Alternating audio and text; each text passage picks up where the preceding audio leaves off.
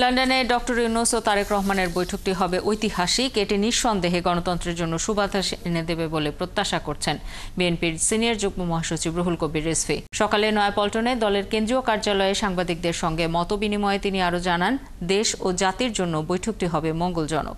BNP যুক্তি দিয়ে বলেছে, কেন ডিসেম্বরে নির্বাচন চায় তারা, এ নিয়ে আলাপ আলোচনা চলবে এবং অন্তর্বর্তী সরকার যৌক্তিক সময়ে নির্বাচন দেবে বলেও আশা করেন রিজভী।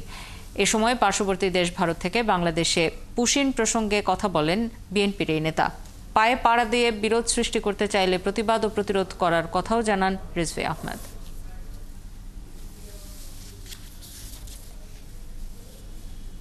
আমার বিশ্বাস এই বৈঠকটি হবে ঐতিহাসিক বৈঠক।